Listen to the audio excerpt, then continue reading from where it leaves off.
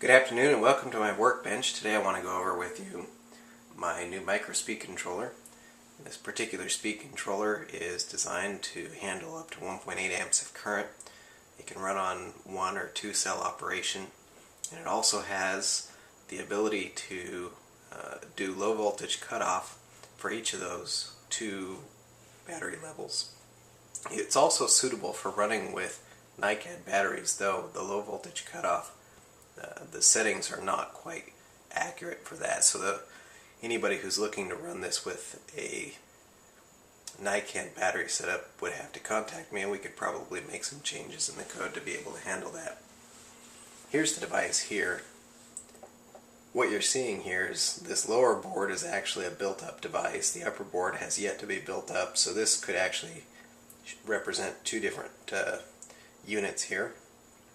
This is the one that we'll have testing today. Down here is a little programming pigtail that for those that decide in the future if they wanted to upgrade the firmware or even completely change the programming, they have the ability to do so. This is the PICKit 3 programmer for Microchip. This is the minimum required programmer to be able to reprogram this device. You can pick up these PICKit 3 programmers for about $50, sometimes a little more, a little bit less. Microchip every once in a while will run a sale. So going over the test setup that I have here, this orange wire comes over here, and this represents an output from an RC receiver. To compare in size, the size of this board and show how small it is, I have the Lepton 6 receiver here.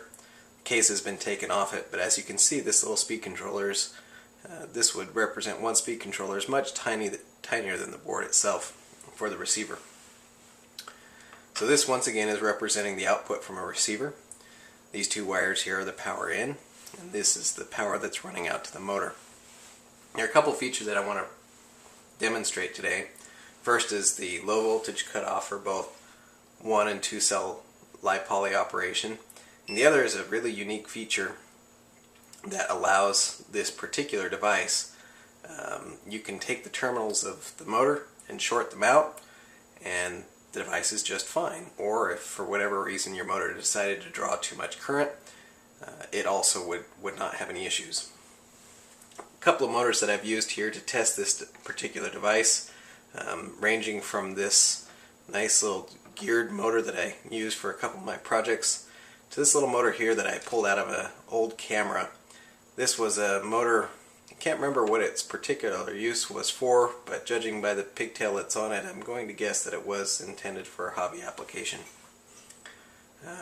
This up here where my leads are coming out for my multimeter are the variable voltage regulator that I have on the board itself that will be powering the speed controller. So let's get things turned on here. One of the initial features that you'll notice is that nothing is happening.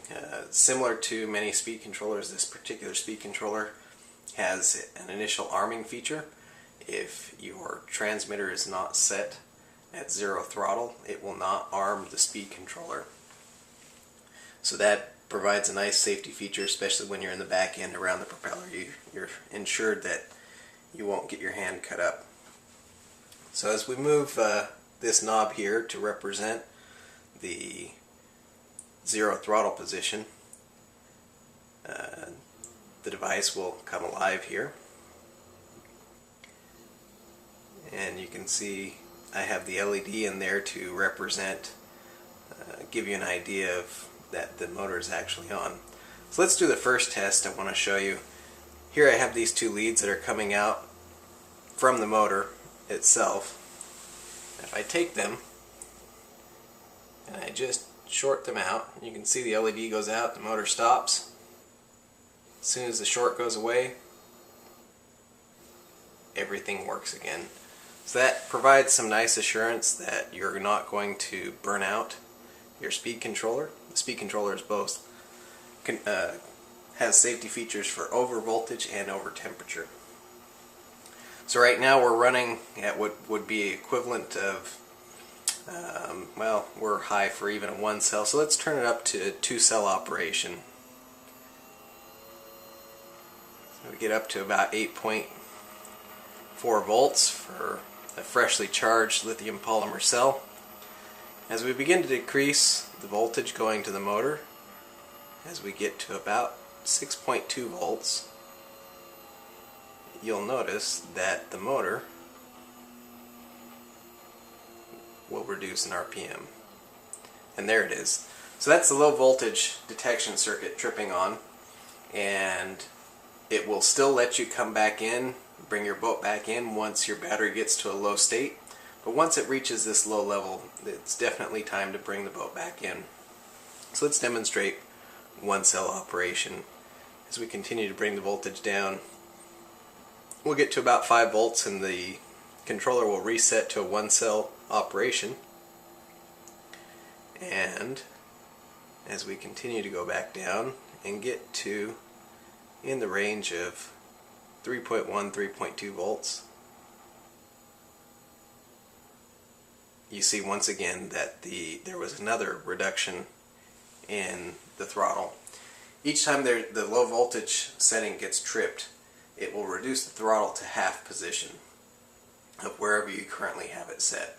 So it's a nice little feature to let you know that everything, that your battery is indeed low and that it's time to bring it in, and indeed it also will allow you to keep your battery safe on your boat.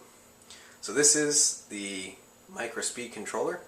I'm excited to get this out. This is a release candidate unit that will be going to Tom for going into his little micro submarine, and hopefully it all works out. Thank you for taking a look at this video.